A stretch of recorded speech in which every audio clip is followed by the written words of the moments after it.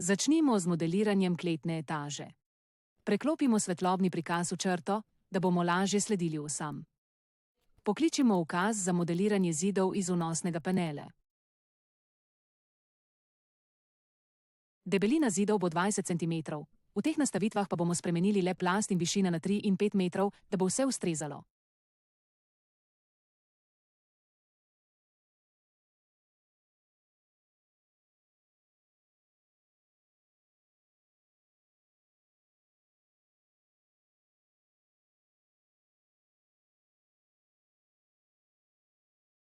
Začnimo z vnosom zidov. Predtem bomo aktivirali nastavitve Snap, da bomo lahko natančno postavili na mrežo os. Začnimo na presečišču osi A in 5 ter nadaljujmo do A in 3. Nato se premaknemo od A in 3 do D in 3, nato pa bomo vnesli zid C3 do CN, da dokončamo postopek. Nato vnesemo zid CN do FN.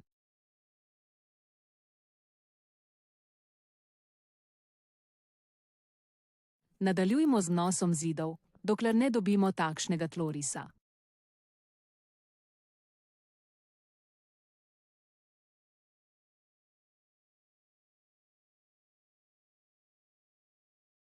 Začnimo z vnosom odprtin v zidove. Vnesimo odprtine na zunanjem severnem zidu, pokličimo ukaz Opening on 2D. Po klicu ukaza izberemo želeni zid. Nato je potrebno vnesti točke, ki bodo definirale odprtino. Če želimo vnesti relativno premikanje glede na točko, se ustavimo na tej točki in pritisnemo Ctrl na tipkovnici. Referenčna točka bo označena z modrim pravokotnikom.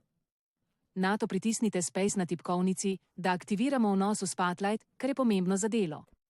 Nato vnesemo želeno dolžino oziroma premik od referenčne točke.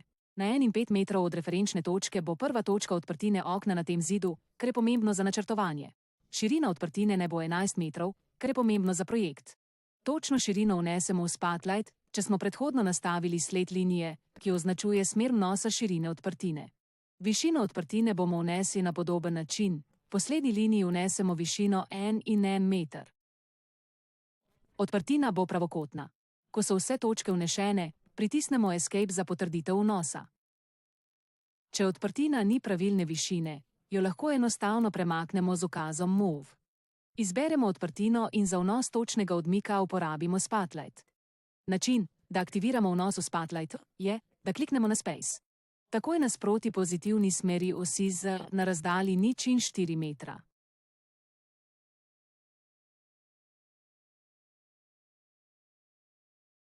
Ponovimo vnos odprtine na dveh elementih. Tokrat bomo vnesli odprtino za vrata na notranjem zidu. Obrnemo model, da bo enostavno določiti referenčne točke za odprtino. Prav tako, če bo lažje, lahko izklopimo prikaz volumena in renderiranje površin.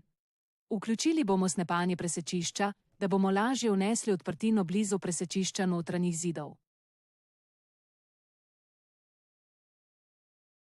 Da točka presečišča zidov postane referenčna točka, pritisnemo Ctrl.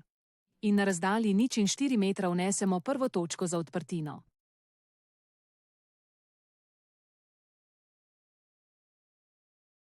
Višina odprtine znaša 2 in 6 metra, širina pa 1 in 8 metra.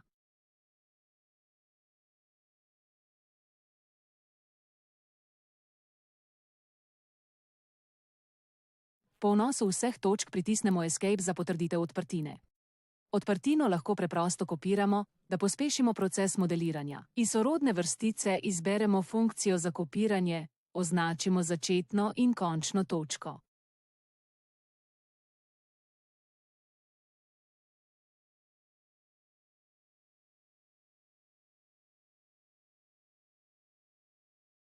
Kopirali bomo še eno odprtino in spremenili njeno širino, če ni enaka.